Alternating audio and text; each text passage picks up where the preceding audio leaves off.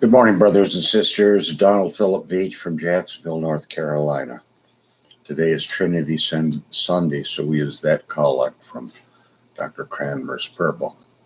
Almighty and everlasting God, who's given your servants grace for the confession of true faith, to acknowledge the glory of the eternal Trinity, and in the power of the divine majesty to worship the unity. I beseech thee that thou wouldest keep us steadfast in this faith, and evermore defend us from all adversities, who livest and reignest one God, world without end. Amen. Well, we're with this volume, character sketches. We've made our beginning. Part one deals with loyalty. I think there's 6 or 7 character traits that they're going to try to develop. Character sketches: loyalty, responsibility, courage, determination, orderliness, initiative, and decisiveness. So loyalty, this is part one. Adjusting my schedule to meet the needs of others, standing with those that I'm serving. Third, being a reliable messenger to those that I'm serving, and knowing and following the wishes of those responsible for me. I'll turn the page here. Loyalty, meeting the needs of others, living lessons in loyalty. I want to see how biblical this is and how theological, how conscious of the Old Testament, New Testament, systematic theology, and church history. So we come with our full baggage, if I can put it that way. From the pages of scriptures. At the turning point of his career, a general was given the opportunity to become the commander-in-chief of his nation's army. He did not understand the true meaning and implications of loyalty and could not even obey his superior's first order. He paid a bitter price for his unwillingness to adjust his schedule to meet the demands of those whom he served. I wonder who he's referring to. Now, illustrated in the world of nature, and this is going to be thematic through the rest of the book.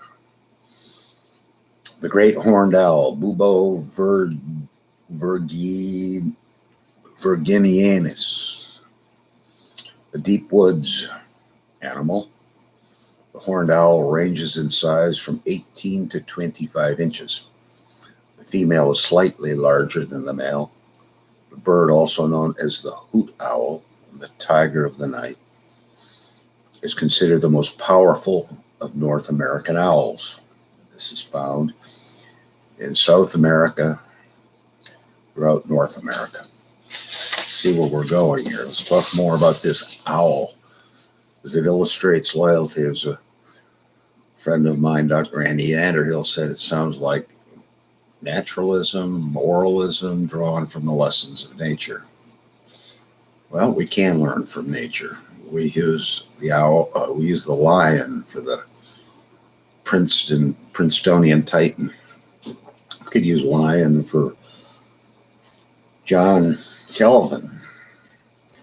Let's read. Got some pictures here, as you can see. The horned owl.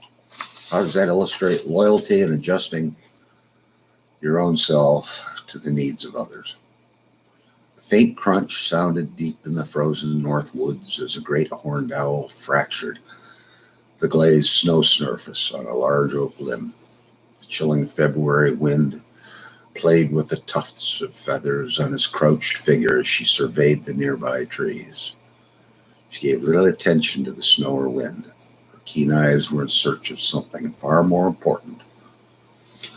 Suddenly she spotted what she was looking for. Her large, powerful wings spread and lifted her to another tree for a closer investigation. The reward of her search was an abandoned crow's nest.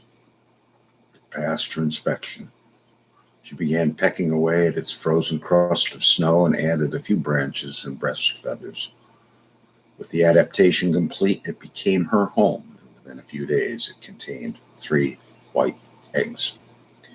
Now began the months of dedicated sacrifice, which are carefully given by the horned owl in a remarkable way. The early nesting was an unusual sight in the frozen forest. It was full of 2 months. It was a full 2 months before the other birds would do the same, and for good reason. The cold days and colder nights made the owl a prisoner of her nest. If she left the nest to find food for herself, she would run the risk of the eggs freezing. Here, I guess, is the theme of loyalty to your children. Great thing needs to be said today. When 75% of African American babies, the fathers are not loyal, they run off. And the mothers are not very loyal because they don't pick marriage partners of character and quality. Same with the white families. 50% of little white kids are born, and fathers are gone. In violation of God's law. Now let's just hope we get some law and gospel and Old New Testament church history and systematics. But we're doing zoological studies, and here we do see an important lesson on loyalty. The early nesting was unusual. The colder night, she went without much food during the crucial incubation period. But a new hardship revealed another disadvantage of early nesting. One afternoon, the sky darkened and heavy, thick snow pelted the mother owl, clung to her feathers as well as the protruding edges of the nest. The owl fought to shake off the deepening snow, but never left her eggs. After 4 weeks of keeping the eggs warm, 3 cream-colored Downley owlets hatched. Now, the reason for the early nesting became apparent. The owlets opened their pleading mouths for food, and the parents began their race to keep them filled. Their appetites were enormous. The task of feeding would be impossible were it not for the mother's early nesting. This gave her the advantage of being able to spot a passing meal on the floor of the forest. Leaves had not yet grown on the trees, and the lingering snow provided a sharp contrast to the rodents for which the parents searched. In 3 months, the owlets would grow from 3 inches to over 2 feet. It's remarkable growth, isn't it? Their tremendous and rapid growth makes it necessary for the parents to secure enormous quantities of food. It is for this reason that the parent bird adjusts its schedule and remains stationary during the cold months of winter, and remains stationary during depriving itself of food so that it can better meet the needs of its rapidly growing young. So, in connection with his loyalty, we're also getting the picture of being self-sacrificial. Now we turn to the characteristics and physical features of this great horned owl. Again, more pictures. The horned owl demonstrates loyalty by building its schedule around the needs of its young. One indication of loyalty occurs when the owl builds its nest.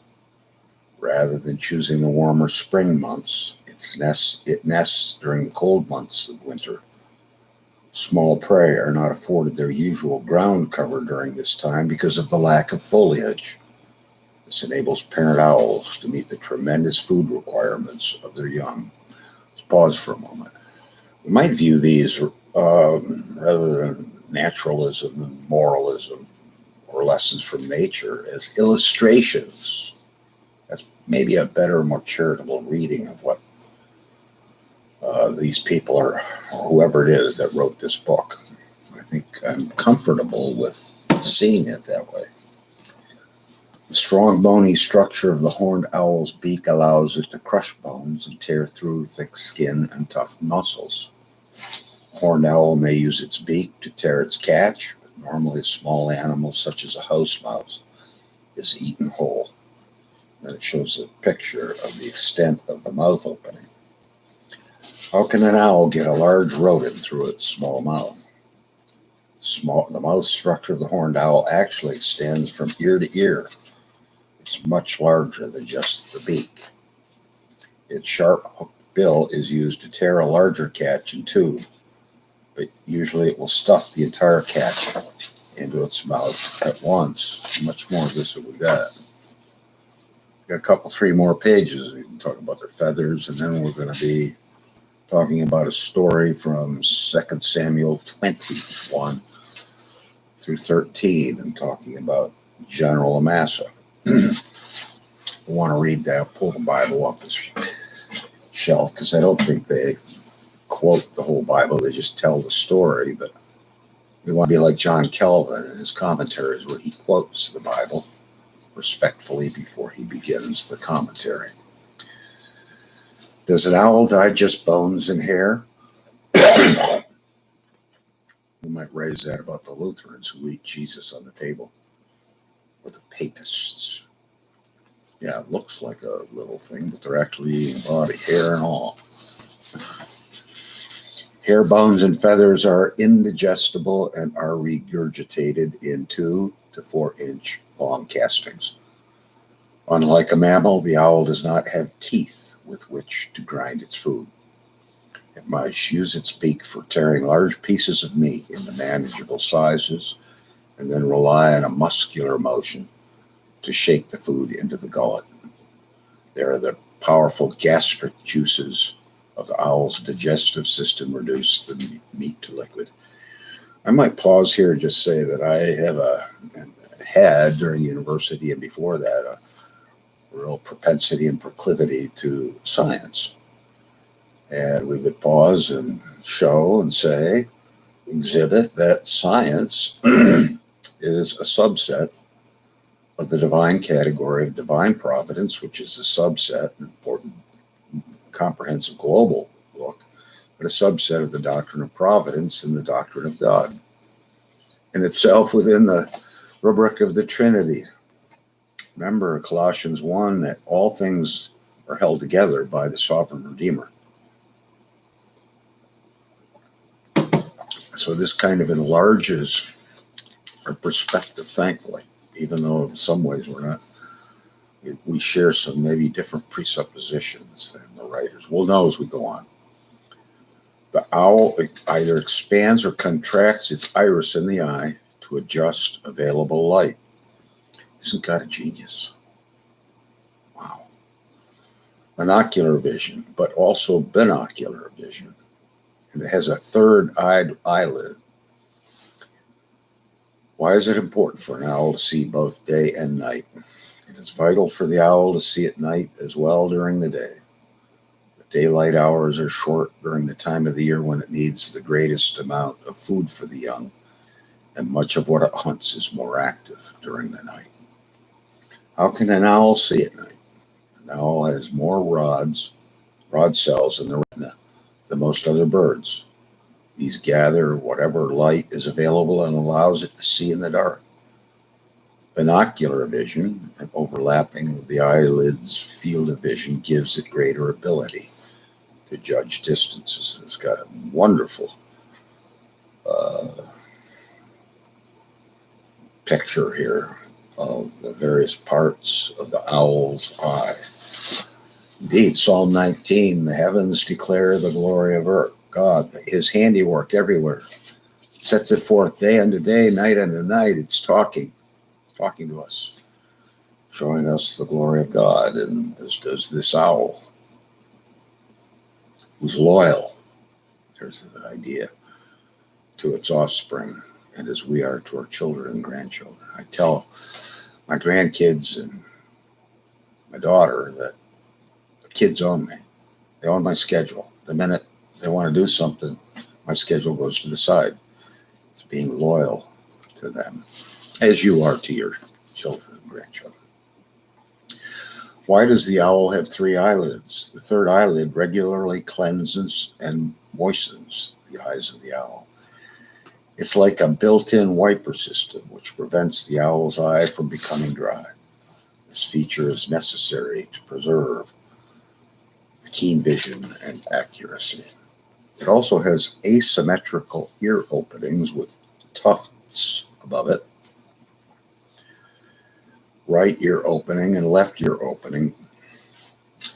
Where are the real ears of the owl? The feathery tufts we see on the owl have nothing to do with hearing. The real ears are precisely positioned in different locations. One's higher than the other compared to us, both sides co-equal on each side of the head. The time interval between the same sound reaching the ear gives the owl the ability to accurately pinpoint the exact source of the sound. Would an owl lose its catch while flying back to the nest? But he's going to talk about his talons. And it gives us a picture of the talons here, right over here. Look at those. Looks like 4 of them, and then an enlargement. The owl has 4 pairs of extremely sharp and powerful claws, 2 sets on each foot. That means 8 talons. The claws or talons are so sharp that they can quickly sink into even thick skin and flesh. The grip ensures a safe return of the catch to the nest, swooping down, picking it up, and going back to the nest to finish business. In what way are an owl's feet like tennis shoes? The owl's foot is equipped with non-skid pads. Well, imagine that. These pads work the way tennis shoes do on a gymnasium floor and aid in retaining the grip on the prey. Now we're going to talk about feathers. We've got a picture of feathers here. The intricate feather structure of the leading edge of the wings enables the owl to fly noiselessly. It's kind of beautiful. I've got a bunch of different kinds of birds, and when it gets windy, they'll just kind of float. And, God's got this mechanism. Can we not rejoice that God has 10 billion PhDs in science? That ought to cause us to kneel, glorify His majesty, as we're learning along with Thomas Watson in this book on the Shorter Catechism. By glorifying God, we read this morning. By glorifying God, when we look outside and see His sky and His trees and the grass and the multifarious flowers and vegetables, praise be to God. Creation speaks anew every day. That event way back then that has created this theater of glory, to borrow Calvin's phrase. Why does the owl need silent wings? For its full-time job of satisfying the enormous appetites of its young. The great horned owl must use every possible advantage in hunting. The feather structure of these silent wings gives an added advantage, as it enables the owl to approach and surprise its prey without a sound. Why does the owl's diet change during the nesting period? The parent horned owl eats far less than usual during the time that their young are growing. They are tireless in their search for food and usually get only what the owlets cannot digest. You get this picture of the extended wing. And now, if you'll give me a moment, I'll get my Bible, because we're going to shift from the horned owl. And that glorious. I'll be right back. Got my Bible over here on my working shelf with the Book of Common Prayer. And I should have looked this up before so we don't waste time, but so be it. 2 Samuel 20, 1-13. And we're talking about rebellion of Sheba. Let me just read these 13 verses that they're going to want to comment on. We'll have some time maybe to hopefully finish this today. And there happened to be there a rebel whose name was Sheba, son of Bichri, a Benjamite. He blew the trumpet and he said, "We have no share in David, nor do we have any inheritance in the tribe of Jesse, the son of Jesse. Every man to his tents, O Israel." So every man of Israel deserted David, followed Sheba, son of Bichri. But the men of Judah from Jordan as far as Jerusalem remained loyal to their king. There's the word loyal,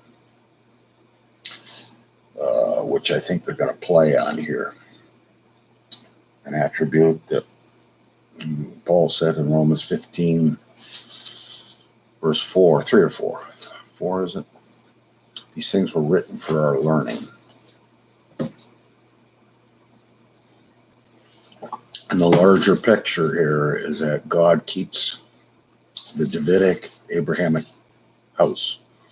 So God's loyalty is what assures the church success despite its disloyalties here and there, which we face in history, which God permits in his providence, which God permitted here. And the king said to Amasa, assemble the men of Judah for me within 3 days and present them here yourself. There's a lawful command from a king. So Amasa went to assemble the men of Judah, but he delayed longer than the set time which David had appointed him. And David said to Abishai, now Sheba, the son of Zikri, will do more harm to us than Absalom. Take your Lord's servants and pursue him, lest he find himself fortified cities and escape us. So Joab's men with the Kerethites, the Pelethites, and all the mighty men went out after him. And they went out of Jerusalem to pursue Sheba, the son of Bichri. When they were at the large stone which is near Gibeon, Amasa came before them. Now Joab was dressed in battle armor. On it was a belt with a sword fastened in a sheath at his hips, the belt, the sheath. And as he was going forward, it fell out. Then Joab said to Amasa, are you in health, my brother? And Joab took Amasa by the beard with his right hand to kiss him. But Amasa did not notice the sword in Joab's hand. And he struck him with it in the stomach, and his entrails poured out on the ground, and he did not strike him again. Thus he died. Then Joab and Abishai his brother pursued Sheba, the son of Bichri. Meanwhile, one of Joab's men stood near Amasa and said, whoever favors Joab and whoever is for David, follow Joab. But Amasa wallowed in his blood in the middle of the highway. When the man saw that all the people stood still, he moved Amasa from the highway to the field and threw a garment over him. And he saw that everyone who came upon him halted. When he was removed from the highway, all the people went after Joab to pursue. I lost my spot there. To pursue Sheba, the son of Bichri. Well, let's resume. We still have some more time. Maybe we can finish the commentary here on loyalty in this particular text, which will develop into a character sketch. Twice, an ambitious general marched out to battle, and twice he was defeated. The cause of each defeat was his failure to learn a lesson in timing. 20,000 men were killed in the first battle, but the second confrontation was fatal to only one. 3 days before the second battle, the king called his newly appointed general and gave him urgent instructions. Assemble the fighting men of the nation within 3 days and report here with them. The general left to assemble the army. The events of that moment were strikingly similar to the earlier battle. Prior to the first battle, two advisors had debated which was the better plan: to pursue the enemy immediately with a smaller army, or to take a few extra days and mobilize a larger army. The latter course had been chosen. It proved to be disastrous. Little did the general realize how vital it was for him to learn from that experience. Anxiously, the king waited. Each hour that passed gave his enemy a further advantage. Finally, the appointed hour arrived on the third day.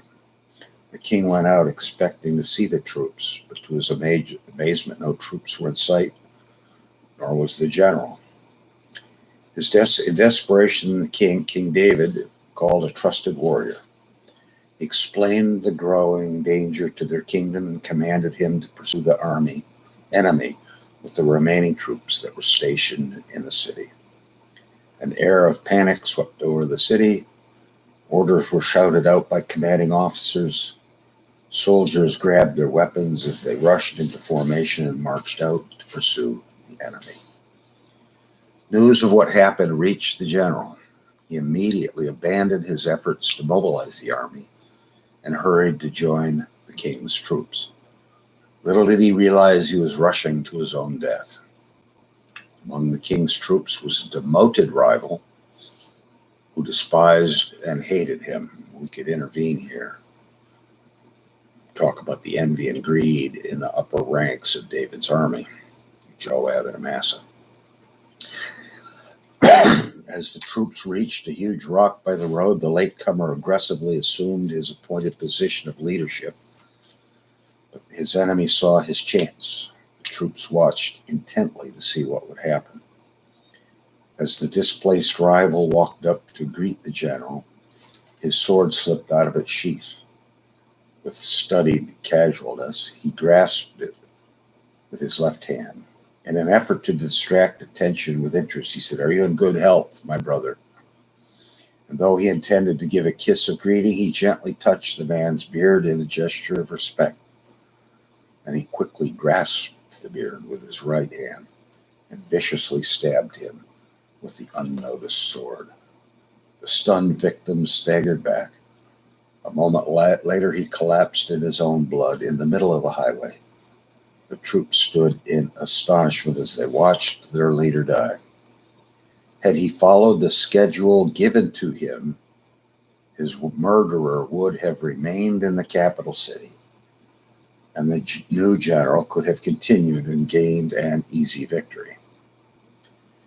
Amasa's failure to adjust his schedule to meet the needs of his superior is an example of disloyalty which had characterized his life and caused his death.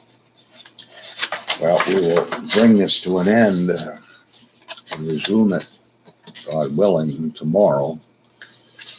We'll discuss some of the details of that story.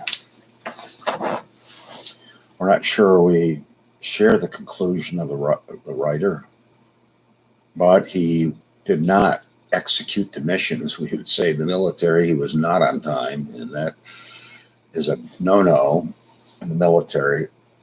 David wants an answer, and Joab goes out and kills his rival general. More chaos in the house of David after his adulterous union with Sheba. But more on that later tomorrow, God willing. Let's pause. May all the glory and the honor be to you, Father, Son, and Holy Ghost. Amen. Well, till tomorrow, God willing. Godspeed.